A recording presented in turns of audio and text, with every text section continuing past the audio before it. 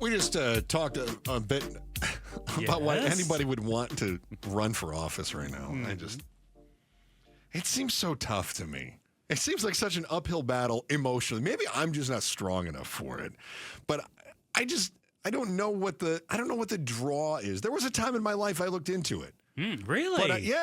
But I'm not there now. Yeah. There's just nothing. I mean, I was really like gung-ho into the politics, and I was like, I could do this every day. And now I'm just like, I don't have any interest in that. Joining us right now is the Secretary of State, Adrian Fontes, and everybody who gets elected to office in Arizona has to go through him.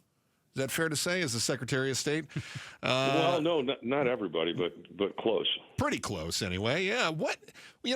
We were just speculating as to why anybody would want the job. You just announced you're going to run for re-election. Why? Why do you put yourself through it? Because it's worth it. A lot of the things that are more worth it are a lot harder. It's a calling, I think. And I'm still sort of a little bit of a romantic, right? I believe in like the hope springs eternal themes of the Star Wars universe and sort of the hero's win of mythology and the Disney movies. I think hard work and reliable people can make a difference. I genuinely believe that. And so, I've got the capacity to do it. I've got the family support, and I'm willing to put up with all the so here we go.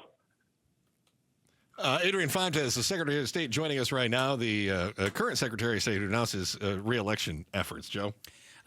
Secretary, did you always feel that way, or did that develop over time? Chris and I were kicking around. We talked about Jay Feely announcing that he's going to run for office, and he said similar. He said that it was a calling. And you mentioned, kind of the Star Wars aspect of it all. Yeah, there's this I think it's in our DNA in a way. I mean, I don't know if you guys are fans of Joseph Campbell, Hero with a Thousand Faces, but there's this mythological hero thing, right? It goes back to Gilgamesh and Beowulf and Luke Skywalker and all of the great hero mythologies, Joan of Arc and so many others, that, somebody's got to stand up and fight the fight for the folks that don't have that voice, for the folks that are they're not in a position to be able to do it. And it's not like you're better than anybody else. It's just a different set of skills. Look, I can't do brain surgery. I'm never going to try. There are certain musical instruments that I'm never going to be able to play. But this is something that I have found that I'm pretty good at, and I enjoy it. And as weird as that sounds for people who don't like it, I can relate to that because there's some things that other people like that I don't like. So it's just a different thing. And I get the reticence, that people have and the sort of like, man, it's really hard. And you get beat up unfairly. And it's just, you seem like you're spinning your wheels and it's frustrating. But there are a lot of unsung moments. There's a lot of achievements and accomplishments that you can do that a lot of people just aren't going to be able to, they're not sexy stories. You don't get to tell the stories very often. So those little wins for the little guy that happen day in and day out, those are the things that keep the fire on for me. And did I develop it? It's like kind of like you guys were mentioning. I thought about it when I was a kid. My grandfather was the mayor of Nogales. I saw him get to help people in ways that may not have gained him a lot of notoriety, but he helped people, right? And I think at the end of the day, most people genuinely, they just want to help other people, right? Like the definition of a man is to protect and provide for his family. You're helping other people. It's not a selfish thing. You're not doing it for you personally. You're doing it for other people. And I feel really connected to Arizona, and I just kind of like it. And that sounds so incredibly corny as I hear myself saying it, but it's true. I'm glad that you're self-aware anyway. The Secretary of State, Adrian Fontes, joining us right now. Do you mentioned there's certain musical instruments you wouldn't be able to play. There's, you couldn't do brain surgery, but suppose that you grew up, it almost feels like a Twilight Zone to me. Suppose you grew up and you learned to play the piano, right? 88 keys, all in a certain order. And then slowly somebody comes along and they start moving the keys around. And no longer does B follow C, and no longer does, D after E. It's so they start moving things. And now it's 71 keys, and everything's a little bit different. I feel like the game of politics, the sport itself is changing. Do you feel that? I feel like the sport is no longer the same. I feel like even if you did know how to play the piano, it's not the same piano that it was maybe when we were younger. I agree. But the only constant that we can always depend on in life is change. Look, I used to be able to eat mountains of food and not gain a lot of weight. And I can't do that anymore. Yeah, right? I used to have a little more hair on my head and be able to run my fingers through these thick locks. That's kind of going away a little too. Life changes, right? We didn't used to have the ability to have face-to-face phone calls with people on the other side of the planet. This is commonplace now. So things change, technology changes, society changes, life changes. And if all we do is look backwards to a time that we remember with fondness because we don't want the discomfort that comes with change, then we also miss out with the rewards that come with battling through those discomforts.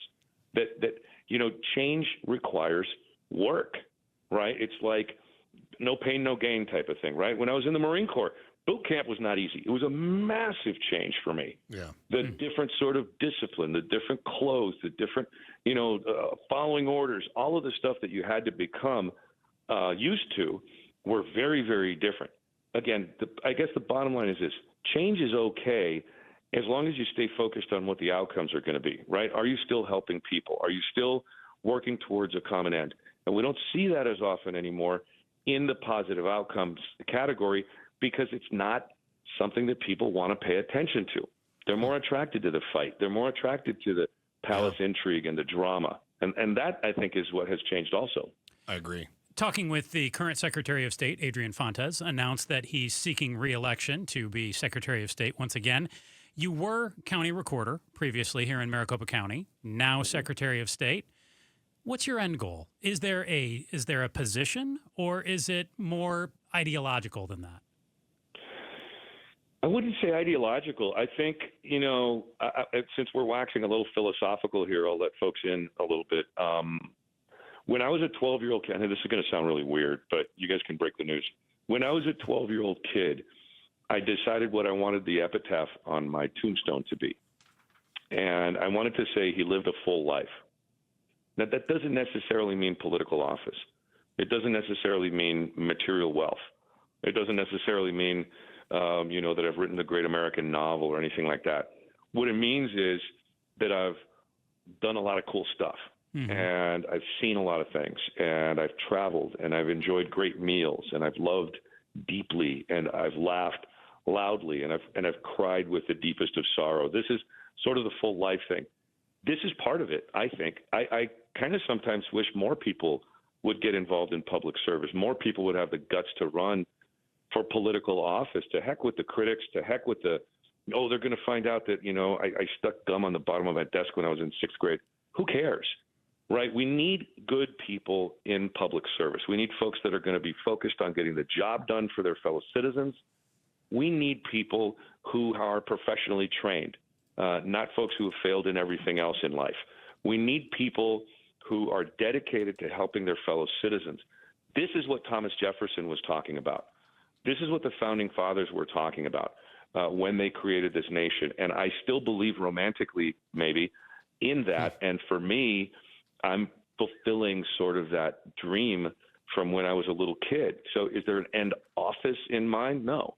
I just want to live that full life, and I can continue to do that and help other people in public service.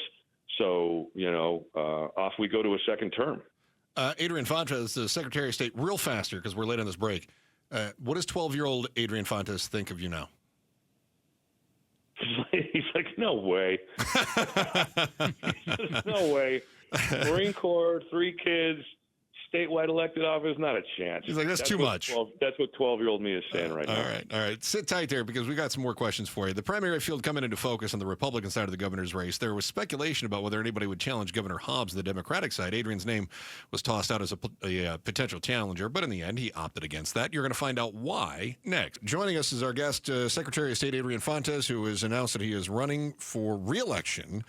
What are you going to do this time around in the second term that you didn't do in the first term?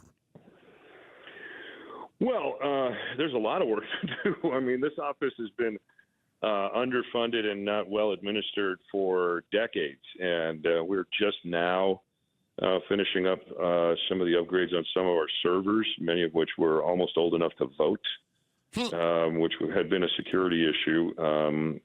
We have a whole host of other improvements that we need to make in the business services division. Library Archives and Public Records has been, to a great degree, ignored. So we've got to figure out newer and better ways to make sure that they get the services and the resources that they need. There's a lot of work to do. And, it's this kind of constant battle against folks who just don't want to fund these programs. And I think with, the performance that we've had so far and the improvements that we've already made in spite of being underfunded, in spite of being understaffed, I think we can illustrate under my administration that we've done such a good job that over time we'll earn the kind of credibility that we need with the legislature and the executive to get the funding we need to actually do what we have to do to provide Arizona the services that it deserves. Hey, speaking of the executive, Adrian Fontes, our Secretary of State, joining us. Just you don't like the BS. We don't either. Why didn't you challenge Hobbs for governor?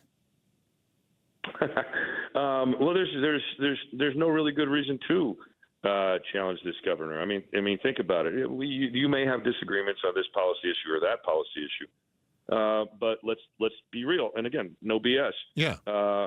We're both Democrats, right? Her policy concerns are mostly directly in line with my policy concerns, but for a few differences here and there. There might be some technique differences, right, and differences in staffing that we would each employ. But look, there's no reason to upset the apple cart if there's not something significantly wrong. And at this stage of the game, you'd really have to have something egregious happen to show something significantly wrong. So, the question is, why succumb to the notion that people want to see a fight when a fight wouldn't be constructive, right? It would be more destructive than anything. So, and I'm no rush to do just about anything. I like the life that I live. I love the office that I have. And, if that ends up in the cards down the road, so be it. Let the fates decide. Talking with the Secretary of State, Adrian Fontes, are you confident you'll feel that same way if she loses to Karen Taylor Robeson or Andy Biggs? Or others? You're not going to second guess yourself and say, hey, I could have beaten one of them. Oh, if I'm you don't get to the place where, a guy like me gets with a whole lot of woulda, coulda, shouldas, right? You're always looking forward. You'll learn from mistakes. You get advised by mistakes and you move on. There's plenty of not so great decisions that I've made in my life. But if you let those things burn you up consistently, you just get bitter, you get angry. And that, like, who needs that in their life, right? I mean, we've all screwed something up. We've all looked back and said, boy, if I had only, bought Apple stock in 1980, or if only I had done, like, who the hell needs to live like that? Yeah, you're right. Adrian Fontes, Secretary of State, joining us right now as he runs for reelection and has announced this here. Wanted to know, Secretary Fontes, you talked about looking forward. Let's look forward. So, hypothetically, I mean, here you're a year and a half away from this election, but beyond that, what's next? What's your timeline for aspirations? So you go, oh, that was fun being a Secretary of State. I guess I'm done now, because I don't buy that from you. Well, no, there's plenty of things that can happen. I mean, the skills that I've gained and have exhibited as an administrator and as an executive could easily translate into a lot of different areas in the private sector. I mean, election administration isn't just, pushing papers around. You got to be able to deal with logistics, with HR issues, onboarding, offboarding, significant project planning, information technology systems, networking systems, security issues. I mean, it's the broad gamut of things. These sorts of skills could easily translate into the private sector. And is that what you're considering? You're considering going back to the private sector? Maybe after a second term, sure. Okay. What kinds of options might open up? Who knows? I might end up going back and practicing law. I could tell you, with the experience that I've got and sort of the issues that we've had to deal with legally over the years, but I could probably end up billing somewhere close to, $800-900, maybe $1,000 an hour for this kind of work because of my expertise. So I've got a ton of options after elected office. I'm not the kind of person that needs to stay in elected office to have a happy and successful life. And I learned that really well from one of my mentors, Grant Woods. He was Attorney General for a couple of years. I think he did a great job. I think he would have been a great governor. But he decided that he'd had enough of politics and he wanted to go out and make some money. So that might be in the cards. I don't know. It's a little too far out to make that decision right now. I'm focusing on my reelection. I'm focusing on winning in 2026 and making sure that Arizonans' voting rights are continuously protected, regardless of the political outcome. Okay. Adrian Fontes, Secretary of State. Pablo, did you hear him say he could be billing $800 or $1,000 an hour? Will you remind me after the show to get my resume to Secretary of State Fontes? Because I want to be a part of that staff. That sounds pretty great. Secretary, thank you so much. He's a translator. I'm here, Secretary. Pablo, thanks, guys. Great being with you. Thank you so much. Appreciate having you. Thanks for watching The Chris and Joe Show.